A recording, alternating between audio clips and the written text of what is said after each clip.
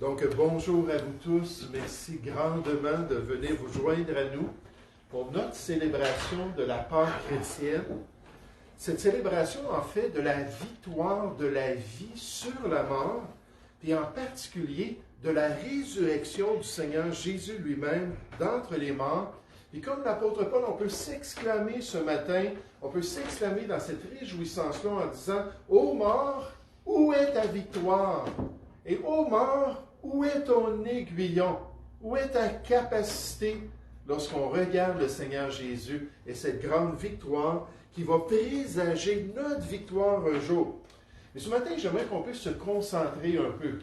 Vous avez eu tous une semaine en arrière de vous, vous avez tous une semaine devant vous.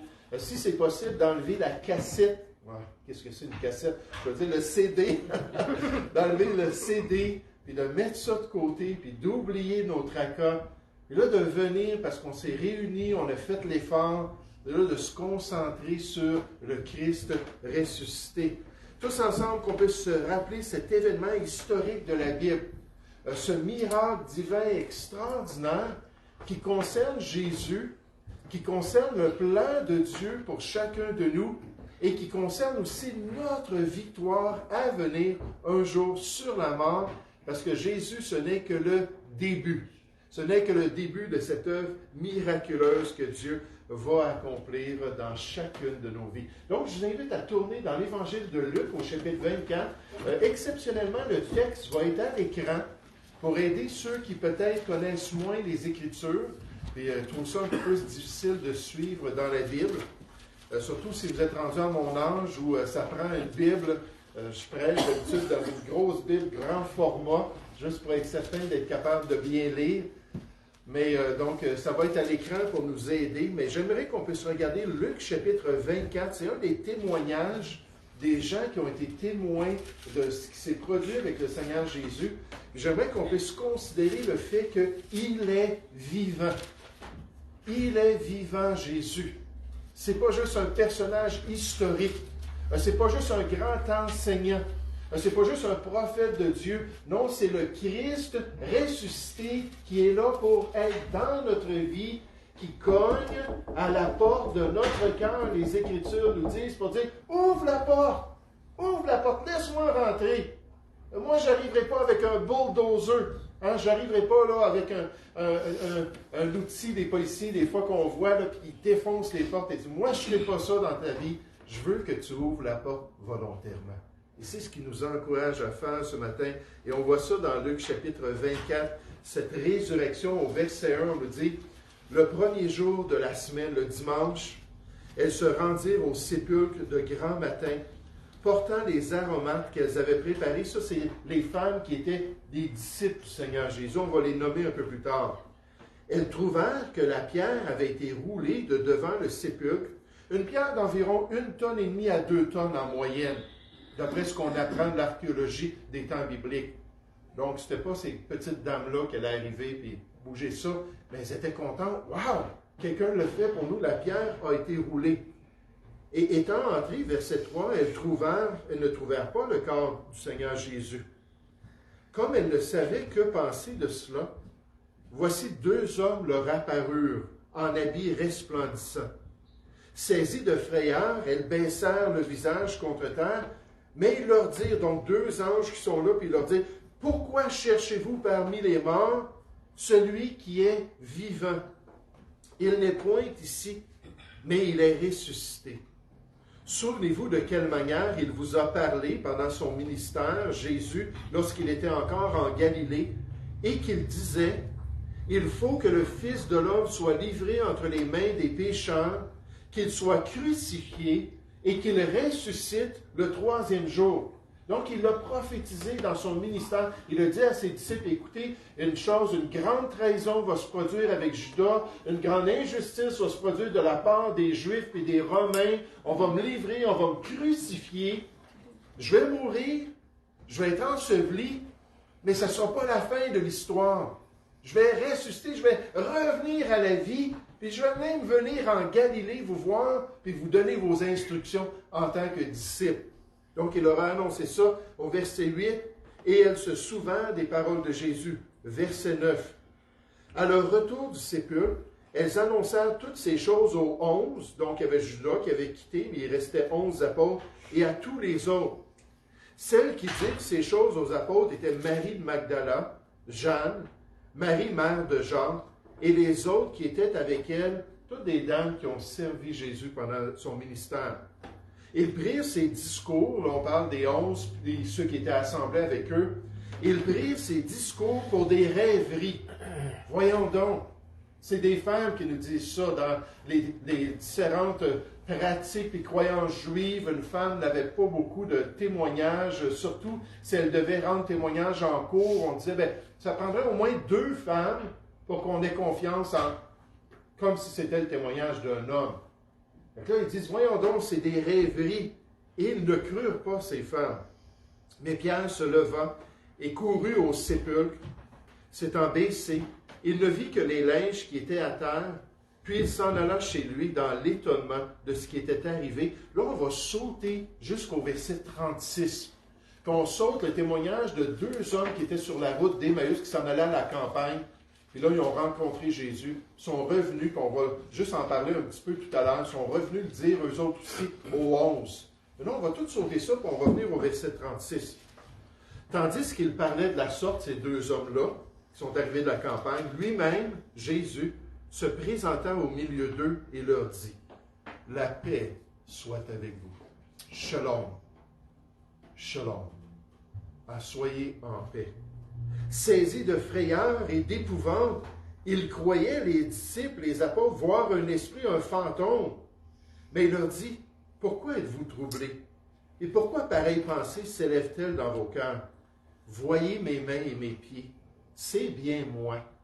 Touchez-moi et voyez. Un esprit n'a ni chair ni eau, comme vous voyez que j'ai. » Et en disant cela, il leur montra ses mains et ses pieds.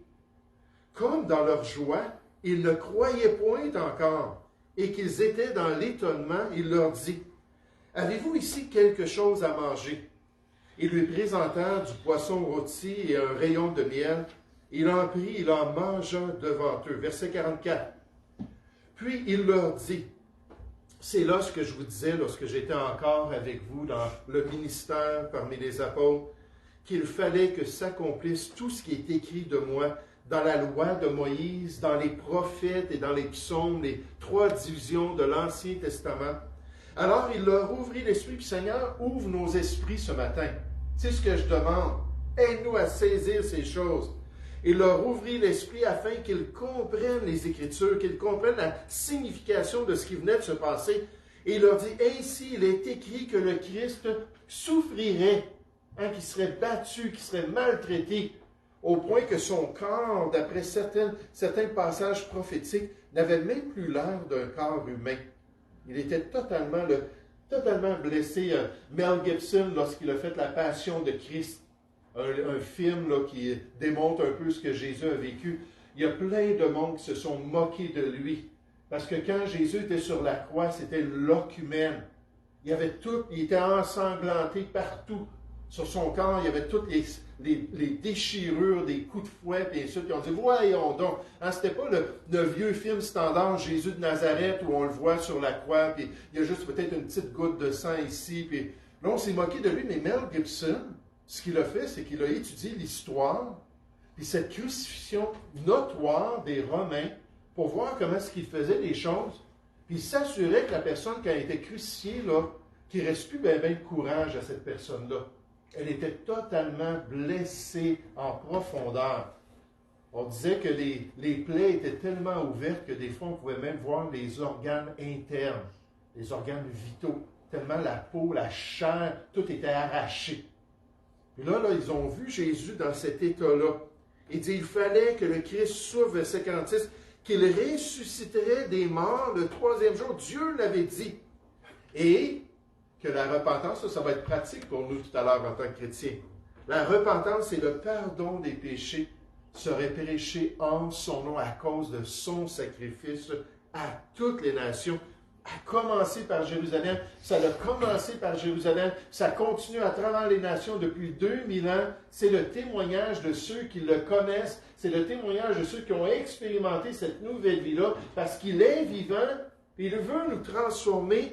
Vous êtes témoins de ces choses, verset 48. Et voici, j'enverrai sur vous ce que mon Père a promis, mais vous, restez dans la ville jusqu'à ce que vous soyez revêtus de la puissance d'en haut. Ce matin, j'aimerais faire ressortir trois choses. Trois choses qui nous expliquent cette résurrection du Seigneur Jésus. Trois détails qui nous interpellent dans notre célébration de la Pâque chrétienne. Puis je vais tout de suite vous les dire. C'est-à-dire le fait de la résurrection. Le fait de la résurrection. Et je vais vous parler de personnages tout à l'heure qui étaient des journalistes, qui étaient des érudits, qui étaient des personnes qui se moquaient des chrétiens. Moi, je le sais, je me suis moqué des chrétiens pendant 21 ans. Ben, pas tout à fait 21 ans, je ne pense pas qu'à 2 ans, je me moquais des chrétiens, mais aussi loin que je peux me souvenir, n'importe qui était religieux, j'étais un athée, je me moquais de ces gens-là. Mais ces gens-là, alors qu'ils ont voulu discréditer la foi chrétienne, qui ont voulu enlever le fondement même de la croyance en Dieu, parce que s'ils détruisaient la résurrection de Jésus, ils comprenaient qu'il n'y avait plus rien pour les croyants, il n'y avait plus rien pour les chrétiens. Et alors qu'ils ont regardé toutes les informations, tous les faits historiques, ces gens-là sont venus à la conclusion que Jésus est réellement ressuscité. Et se sont tournés vers lui pour recevoir cette nouvelle vie-là en Jésus-Christ. Donc, le fait de la résurrection. Mais on va être sincère ce matin, puis on va voir la difficulté. La difficulté de croire dans la résurrection. La difficulté de croire dans le miraculeux, dans le surnaturel. Pourquoi? Parce que ce n'est pas naturel. Ce n'est pas quelque chose qu'on expérimente là, dans notre vie en général. Et surtout pour le chrétien, le fondement du message que Dieu nous a confié. D'aller parler aux gens du Christ ressuscité. Donc, trois choses rapidement que j'aimerais voir avec vous. Débutons avec le fait de la résurrection. C'est indéniable. D'après le témoignage du premier siècle, d'après le témoignage des disciples même de Jésus, qui l'ont accompagné pendant son ministère, que Christ est ressuscité des morts. Des gens tellement convaincus que lorsque les autorités romaines ont dit « Vous ne pouvez dire ces choses qu'on sait aujourd'hui », les autorités, des fois, nous demandent d'arrêter de dire certaines choses. Moi, je suis encore bloqué pour un autre 30 jours sur Facebook, d'arrêter de suivre ma conscience ou d'arrêter d'analyser les faits, d'arrêter de réfléchir. Des fois, on nous dit cela, qu'on ne veut pas qu'on fasse ça. Mais à cette époque-là, on disait, non, vous ne pouvez parler de Jésus-Christ aux gens. Et quand on les menaçait de les enchaîner, quand on les menaçait de les envoyer aux gladiateurs, de les tuer, ces gens-là étaient tellement convaincus qu'ils disaient, allez-y. Moi, je ne peux pas ne pas dire ce que j'ai vu, ce que j'ai entendu, parce que Jésus-Christ est ressuscité. C'était indéniable pour ces gens-là. Auprès de ceux et de celles qui ont été témoins de son arrestation aux mains des chefs religieux d'Israël, auprès de ceux qui ont vu sa condamnation par les autorités romaines, notamment par Pilate, auprès de ceux qui ont été témoins de son exécution sur la croix du Calvaire, et il le faisait toujours à des endroits visibles, près des grandes routes, sur les plus hautes montagnes, pour que tout le monde en soit témoin, et même de sa mort sur la croix. Mais qu'ensuite, à la surprise de tous, Jésus-Christ est ressuscité d'entre les morts. Il est apparu vivant à ses disciples pendant des semaines. Il a donné ses instructions à ses apôtres pour bâtir son Église. Enfin, il est remonté au ciel aux yeux de tous. Et après cela, ils ont dit, Jésus-Christ, le Messie, est ressuscité. Et bibliquement, c'est un fait. Regardez dans notre texte, dans Luc chapitre 24, au verset 1. Luc chapitre 24, au verset 1, nous dit, le premier jour de la semaine, elles se rendirent au sépulcre de grand matin, portant les aromates qu'elles avaient préparés pour un corps de mort. Elles s'attendaient qu'il soit toujours mort. Elles trouvèrent que la pierre avait été roulée de devant le sépulcre, et étant entrées, elles ne trouvèrent pas le corps du Seigneur Jésus. Ça, c'était de la confusion. Comme elles ne savaient que penser de cela, voici deux hommes, des messagers célestes, leur apparurent en habits resplendissants. Saisies de frayeur, elles baissèrent le visage contre terre, mais ils leur dirent, « Pourquoi cherchez-vous parmi les morts. Confucius, il est parmi les morts. Mahomet, il est parmi les morts. Lénine, qu'il y aurait beaucoup de monde qui aimerait qu'il ressuscite aujourd'hui, il est parmi les morts. Pourquoi cherchez-vous parmi les morts celui qui est vivant, celui qui est ressuscité? Il n'est point ici, mais il est ressuscité. Dieu a accepté son sacrifice sur la croix. Dieu qui a permis qu'il soit livré ainsi. Hein, vous vous rappelez quand le Pilate lui a dit, le gouverneur, il a dit, écoute, il dit, là, moi je peux te crucifier, je peux te relâcher, t'es mieux de me parler, là, parce que ça ne marchera pas. Jésus a dit, tu n'aurais sur moi aucun pouvoir. Puis non, je ne défendrai pas ma cause. Puis je vais te laisser me crucifier. Parce qu'il était totalement souverain sur ce qu'il vivait. Je donne ma vie volontairement. Hein, Dieu a accepté son sacrifice. Dieu a accepté qu'il revienne à la vie, qu'il monte dans le ciel avec son sang, puis qu'il l'offre dans le tabernacle céleste pour couvrir notre salut une fois pour toutes et donner un héritage éternel à ceux qui allaient croire. Puis ensuite, il est redescendu. Puis là, il est allé parler à ses disciples, puis il leur a expliqué ces choses. Il dit, souvenez-vous de quelle manière il vous a parlé lorsqu'il était encore en Galilée et qu'il disait, il faut que le Fils de l'homme soit livré entre les mains des pécheurs, qu'il soit crucifié et qu'il ressuscite le troisième jour, et elle se souvint des paroles de Jésus. Et ça, c'est un témoignage il y a 2000 ans. Ça, c'est un témoignage des gens qui ont expérimenté cela. Et à travers l'histoire, il y a plein de monde qui ont été sceptiques. À travers l'histoire, il y a plein de monde qui se sont moqués. Il y a plein de monde qui ont parti des nouvelles théories pour expliquer les faits, expliquer qu'est-ce que Jésus, dans l'histoire, a vécu. Mais il y a quelques personnes qui ont commencé avec cette idée-là, mais qui ont changé dans leur parcours.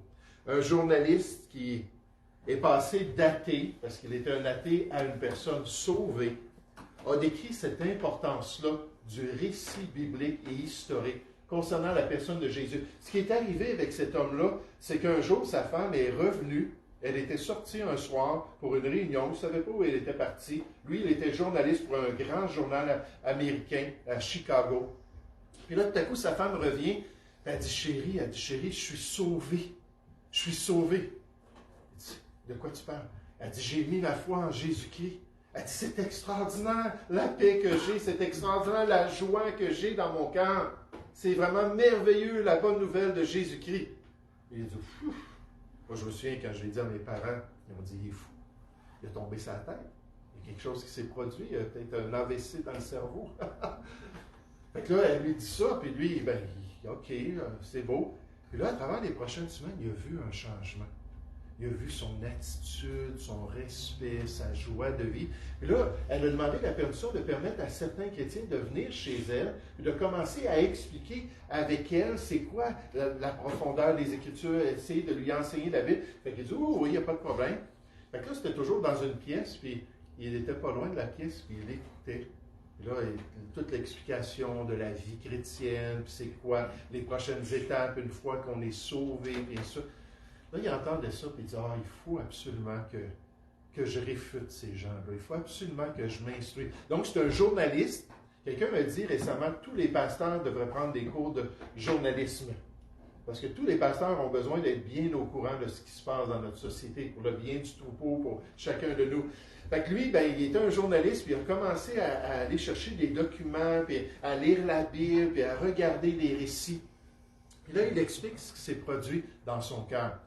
Vous allez voir, c'est pas le témoignage de son épouse. C'est pas la vie changée qu'elle avait. C'est pas la pression du pasteur qui est venu lui parler à quelques reprises ou de ces chrétiens-là qui venaient dans sa maison. C'est lui-même, par l'œuvre de Dieu, qui est arrivé à cette conviction. Puis il nous explique comment ça s'est produit dans sa vie. Il dit en bref, je ne suis pas devenu chrétien parce que Dieu m'a promis que j'aurais une vie encore plus heureuse. Il regardait son épouse, mais lui, dans son métier, il savait qu'elle allait avoir des problèmes, que celle que j'avais en tant qu'athée.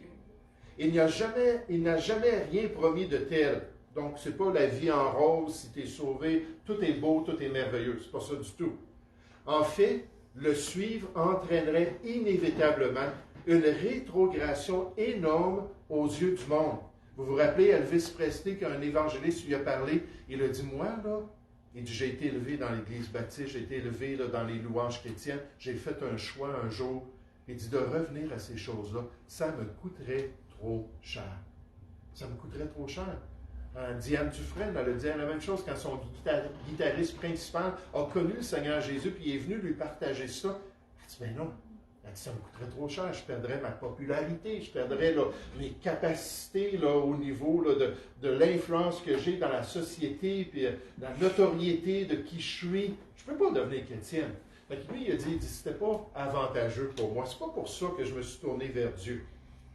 Il dit, je suis plutôt devenu chrétien parce que l'évidence était si convaincante que Jésus est vraiment le seul et unique Fils de Dieu qui a prouvé sa divinité en ressuscitant d'entre les morts.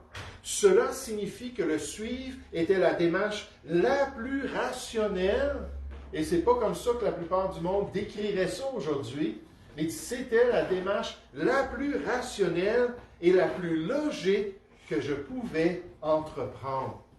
De me tourner vers ces faits-là et de voir, wow, c'est extraordinaire, Jésus est vraiment ressuscité des morts.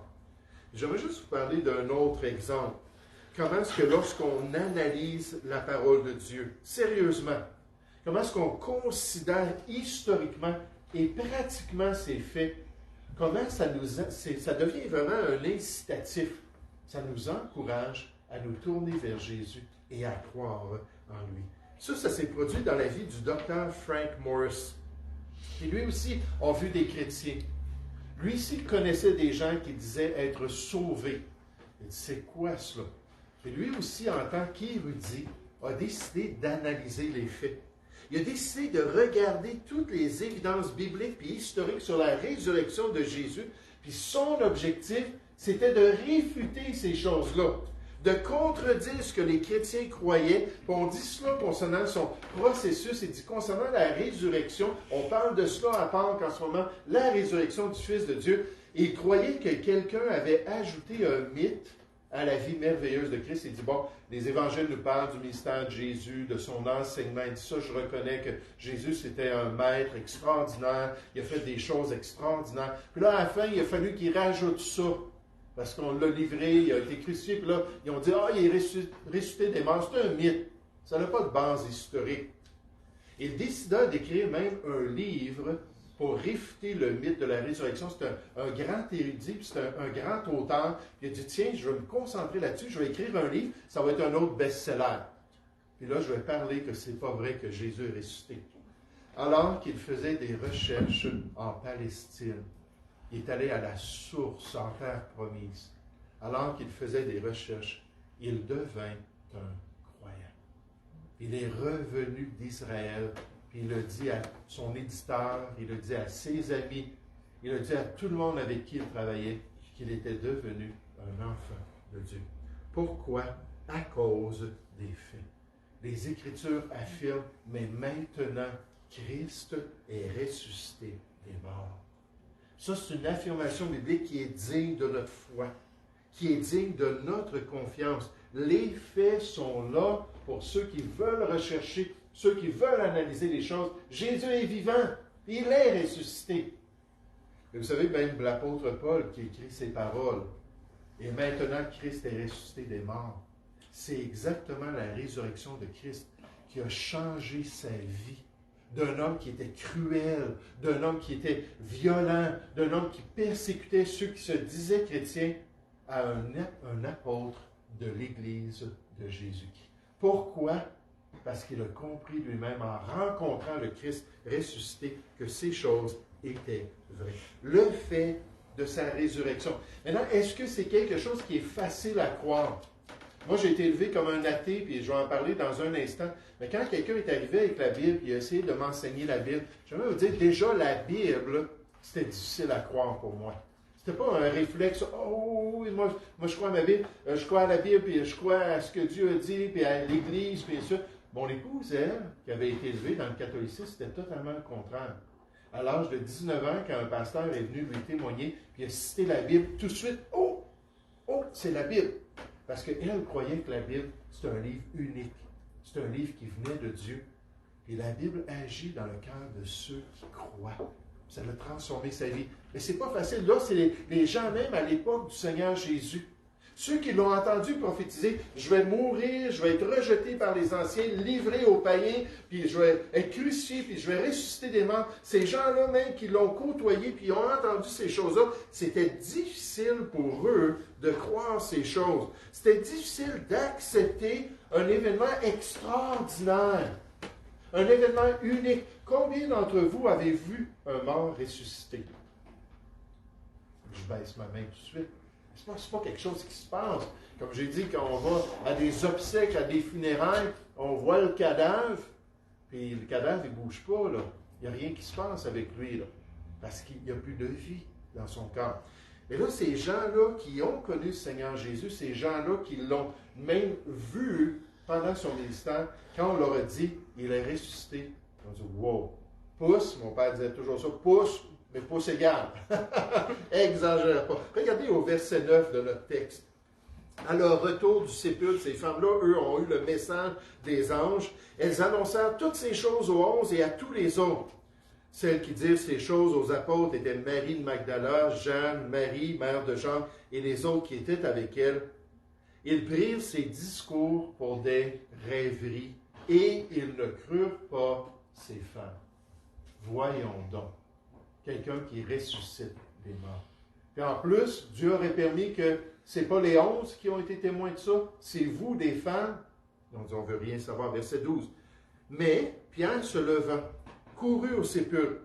S'étant baissé, il ne vit que les linges qui étaient à terre, puis il s'en alla chez lui dans l'étonnement de ce qui était arrivé. Là, il y a l'épisode de ces deux hommes-là en campagne. On les saute, on va au verset 36.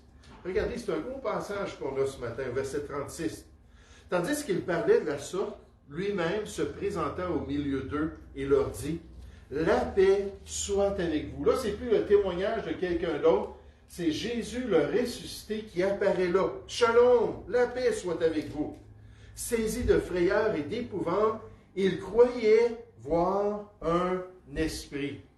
Et que c'est plus facile d'avoir d'autres théories puis d'avoir d'autres perspectives que ce que la parole de Dieu nous dit. Et là, même en le voyant, on dit, mais il n'est pas ressuscité, c'est peut-être son esprit, c'est peut-être un fantôme là, qui nous apparaît comme ça. Verset 38, mais il leur dit, pourquoi êtes-vous troublés? Et pourquoi pareille pensée s'élève-t-elle dans vos cœurs? Voyez mes mains et mes pieds, c'est bien moi, touchez-moi et voyez. Un esprit n'a ni chair ni eau comme vous voyez que j'ai. Et en disant cela, il leur montra ses mains et ses pieds. Et vous vous rappelez Thomas le sceptique, ça va se produire un peu plus tard, qui va le voir. Puis Thomas, il a dit, moi, là, si je ne mets pas, parce que les 11, ils ont dit, on l'a vu, là, il a dit, moi, là, si je ne mets pas mes doigts dans le trou de ses mains, là, où il a été crucifié, ou dans son côté, où il a été percé, je ne croirais pas. Là, Jésus s'est étendu comme ça, puis il dit, vas-y, touche Thomas. Touche, je suis vraiment ressuscité. Je suis vraiment revenu d'entre les morts. Verset 41, comme dans leur joie, ils ne croyaient point encore, et qu'ils étaient dans l'étonnement, il leur dit, avez-vous quelque chose à manger? Mettez-moi à l'épreuve là, pour vous montrer que je ne suis pas un esprit. Et lui présentèrent du poisson rôti et un rayon de miel. Il en prit, il en mangea devant eux, pour démontrer la réalité de ce qu'il venait de faire. Et comme c'est difficile pour l'être humain de croire. Dans Marc chapitre 16, un passage parallèle, on nous dit Jésus étant ressuscité le matin du premier jour de la semaine, apparut d'abord à Marie de Magdala, de laquelle il avait chassé 7 démons. Elle alla emporter la nouvelle à ceux qui avaient été avec lui et qui s'affligeaient et pleuraient. Quand ils entendirent qu'il vivait et qu'elle l'avait vu, ils ne crurent point. Donc là, c'est une autre perspective dans un autre évangile. C'est la même conclusion. C'est tellement dur à croire dans la parole de Dieu. C'est tellement dur à croire dans les prophéties bibliques, à croire ces réalités-là. Après cela, il apparut sous une autre forme à 2 d'entre eux qui étaient en chemin pour aller à la campagne sur la route d'Emmaüs. C'est ce qu'on a sauté. Ils revinrent, ces 2 hommes-là, l'annoncer aux autres qui ne les crurent pas non plus. On ne croit pas à ces choses-là. L'incrédulité du cœur humain. La difficulté de croire dans ce qu'on n'a jamais expérimenté. Imaginez, moi, à l'âge de 21 ans, on me dit « Jésus est vivant. Puis Jésus veut que tu t'approches de lui. Puis Jésus veut que tu lui demandes cette nouvelle vie-là. Hey, ça prenait un saut dans le vide pour moi. Un acte de foi incroyable. Parce que j'étais totalement programmé autrement. Le problème avec le surnaturel qu'on retrouve partout dans la Bible, qui ne fait pas partie de la norme de l'expérience humaine. Mais pourtant, comme on l'a mentionné, je vous ai donné ces deux sceptiques-là tout à l'heure, ce journaliste-là, cet érudit-là, qui se sont tournés vers les faits et vers la bonne nouvelle de Jésus-Christ, qui ont été sauvés. C'est pas impossible de croire en lui aujourd'hui. Ce n'est pas impossible de se tourner vers lui. Jésus, au contraire, nous exhorte encore alors qu'il pogne à la porte de notre cœur en nous disant « Ne sois pas incrédule, mais crois. Crois que je suis vivant. Crois que je veux devenir ton sauveur. Crois que je suis celui qui veut prendre la barque, le contrôle de ta barque, puis t'amener au bon port un jour dans l'éternité. Crois en moi pour être sauvé. Oh, crois dans le Christ ressuscité. Crois dans celui qui est revenu d'entre les morts. Crois dans celui qui est toujours vivant et qui te demande de venir à Dieu en son nom pour recevoir aujourd'hui le pardon de tes péchés. Crois en celui qui t'invite aujourd'hui à la vie éternelle. Cette vie qui va débuter un jour lorsque tu vas mettre ta foi en Jésus-Christ et qui va durer pendant toute l'éternité après ton départ de cette vie. Et la parole de Dieu nous promet concernant Jésus-Christ, elle nous dit, mais lui, Jésus, parce qu'il demeure éternellement, une fois ressuscité, une fois qu'il a goûté à la mort, au salaire de notre péché, qu'il est revenu à la mort, la Bible nous dit, maintenant, c'est impossible qu'il meure. On sait quand le nouvel ordre mondial va être établi, et quand le contrôle totalitaire va devenir la réalité sur la terre, qu'un jour, les armées vont dire, les armées de ce monde vont dire, Israël, ce peuple qui nous a toujours été agaçant, qu'on a toujours détesté, on va y aller ensemble, puis de toutes les frontières d'Israël, ils vont venir pour attaquer le peuple juif. Puis alors qu'ils vont faire ça, les cieux vont s'ouvrir, puis Jésus-Christ lui-même, avec les croyants, vont descendre. Là, les armées du monde, puis le grand dictateur des derniers temps va prendre ses armes, puis va se tourner vers Jésus, croyant pouvoir le tuer. Non, c'est impossible, il ne meurt pas. Il est dans une autre catégorie. Le combat ne sera pas égal. Alors que Jésus va prononcer le jugement et que tous ces gens-là vont être anéantis. Toutes les armées de ce monde vont être détruites d'un seul coup. Et dans certaines prophéties, on nous parle de ces gens-là, ça ressemble presque à des armes nucléaires, mais Dieu n'a pas besoin d'utiliser des armes nucléaires. Il a le nucléaire entre ses mains, n'est-ce pas? On nous dit que leurs yeux vont fondre dans leurs orifices, subitement, quand Dieu va prononcer leur damnation. Leur langue va disparaître, leur corps va être détruit entièrement, ils vont tomber. Et là, Jésus est vivant pour toujours, parce qu'il demeure éternellement. Parce qu'il est ressuscité et qu'il est vivant. Il ne possède pas un sacerdoce, une œuvre de grand prêtre qui est transmissible. C'est pour ça qu'aujourd'hui, moi, je ne suis pas un grand prêtre. Je ne suis pas un prêtre de Dieu. Dans un sens, chaque chrétien a ce rôle-là dans la péritrise spirituelle. Mais ça n'existe plus, là. Jésus, c'est le dernier prêtre à offrir le dernier sacrifice sanglant pour les péchés du monde. Verset 25, c'est aussi pour cela qu'il peut sauver parfaitement aujourd'hui, totalement changer ta vie, totalement transformer ton cœur. Ceux qui s'approchent de Dieu par lui, étant toujours vivants pour intercéder en leur faveur. Si on se tourne vers Jésus, si on accepte qu'il est mort pour nous, si on est prêt à célébrer la Pâque légitimement, que celui-là, il est ressuscité et il veut vivre dans mon cœur. Est-ce qu'on entend ce matin? Est-ce qu'on entend? Oh, le fait de la résurrection. Aucune des théories, des explications ne peut expliquer pourquoi ce changement dramatique et radical s'est produit dans la vie des disciples. Ils étaient totalement transformés après l'avoir vu ressuscité. Un auteur nous dit, les disciples de Jésus sont morts pour ce qu'ils considéraient vrai ou faux. Après la mort de Jésus, la vie des disciples fut changée au point qu'ils étaient prêts à être persécutés et même à devenir des martyrs pour accomplir la volonté de Dieu. Une telle force de conviction démontre qu'ils ne proclamaient pas seulement que Jésus était ressuscité des morts, et qu'il leur avait apparu afin de recevoir un bénéfice personnel quelconque. Au contraire, ils perdaient tous. Ils le croyaient réellement. Et c'est pour ça que Pierre est allé et qu'il est mort pour sa foi. C'est pour ça que Matthieu, que Jean, que tout l'apôtre Paul, tous ces gens-là ont été prêts à payer le prix ultime parce qu'ils ont dit oui, il est réellement ressuscité et nous avons cru en lui. Deuxièmement, ce matin, on voit la difficulté. Le défi de croire dans le surnaturel, le défi de croire dans un récit qui s'est produit il y a 2000 ans, mais pas l'impossibilité.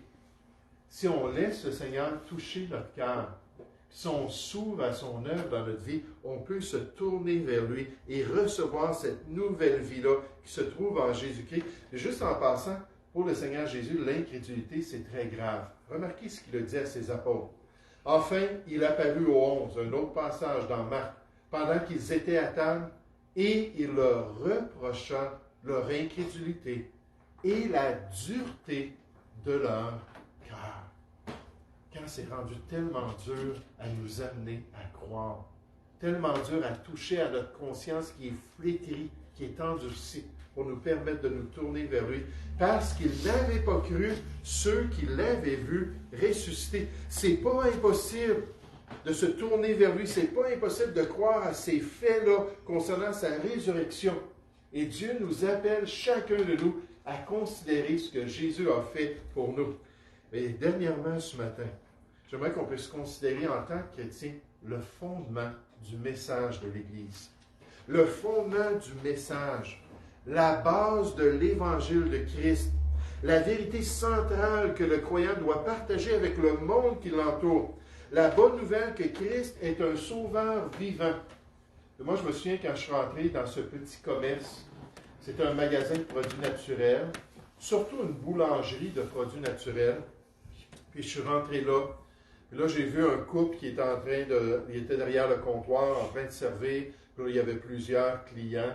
Puis partout à travers le magasin, il y avait des jeunes, des adolescents. Puis j'ai appris plus tard que c'était leurs 6 enfants. Ils travaillaient tous là, avec papa et maman dans ce magasin-là. Là, moi, je rentre là. Je suis totalement locumène, toxicomane depuis près de 10 ans. Mon corps était abîmé, mon cerveau était complètement gelé, tout ça.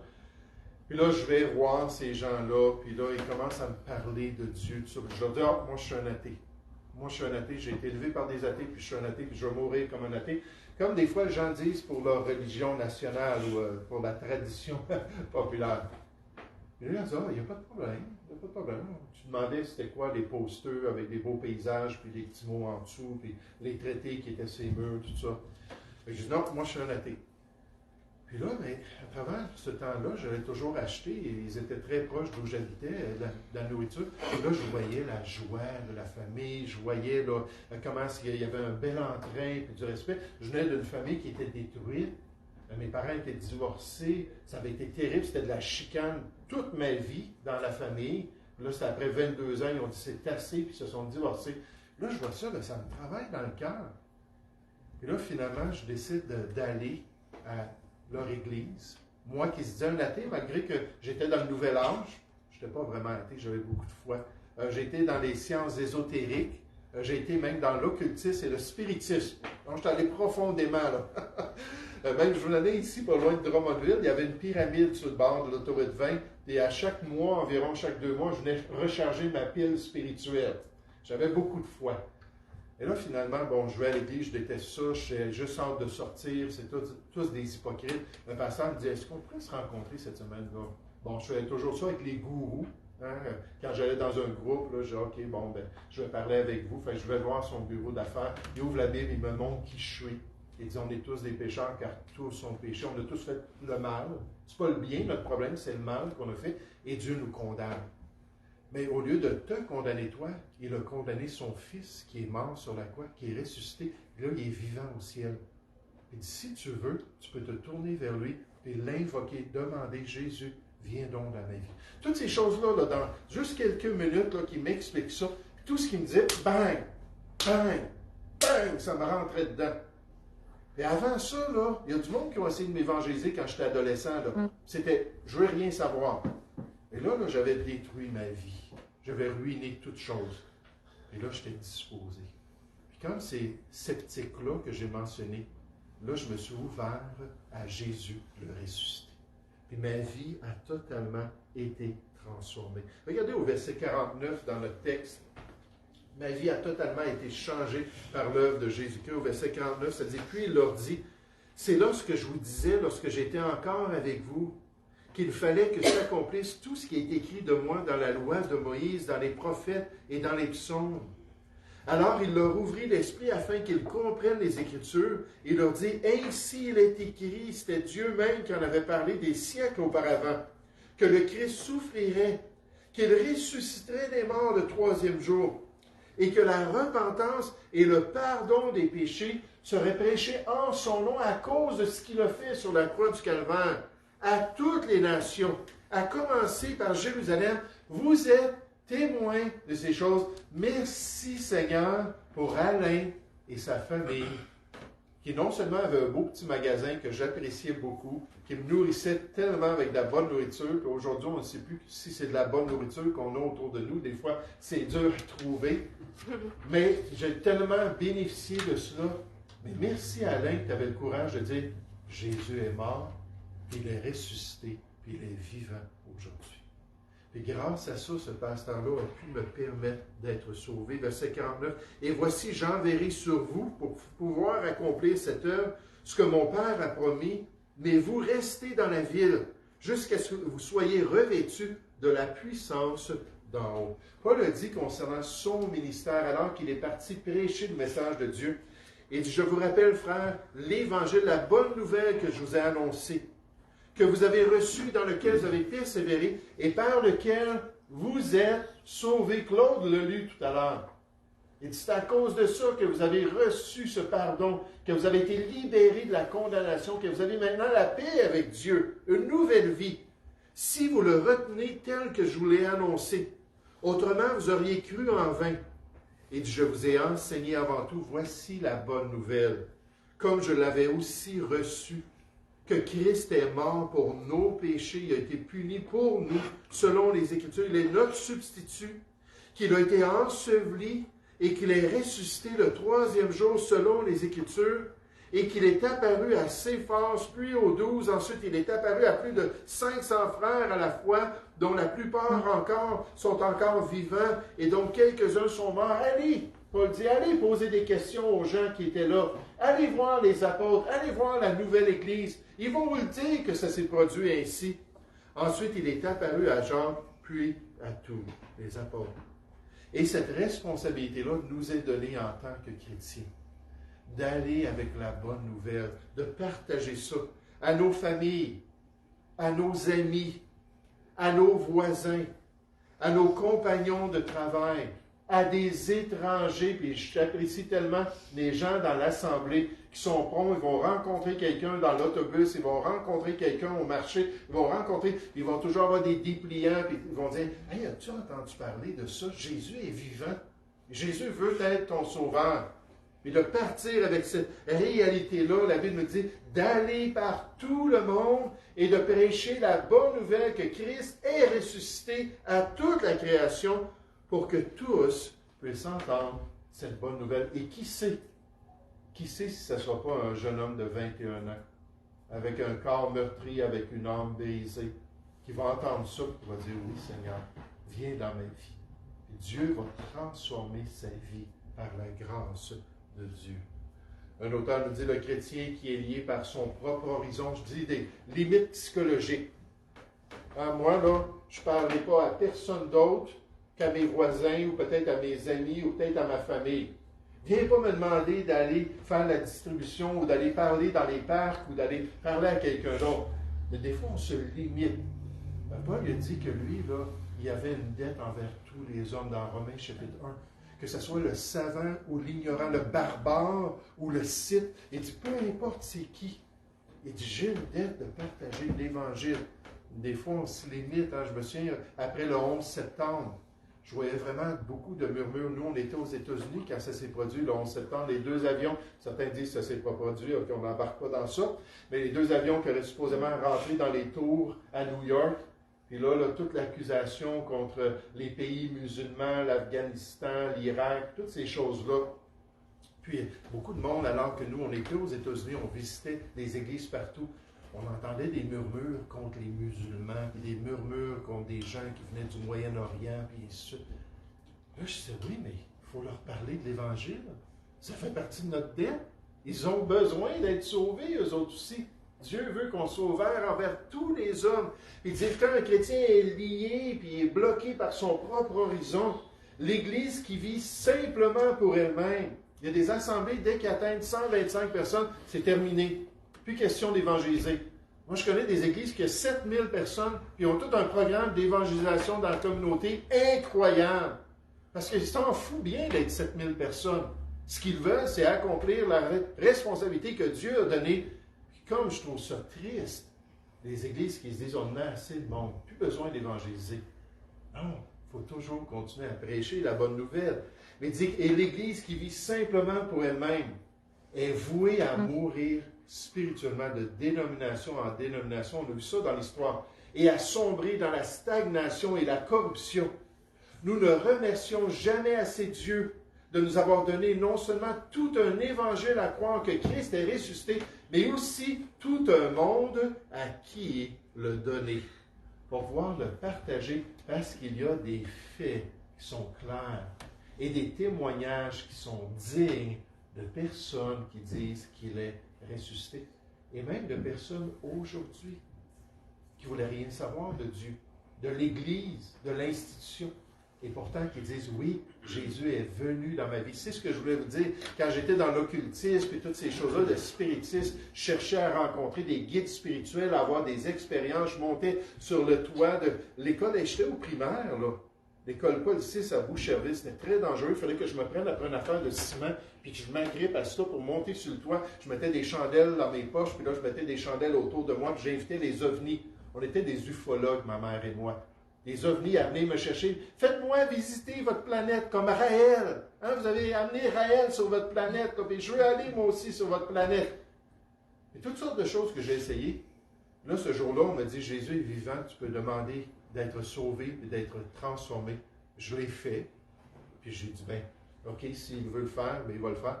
Puis là, ma vie a été totalement transformée.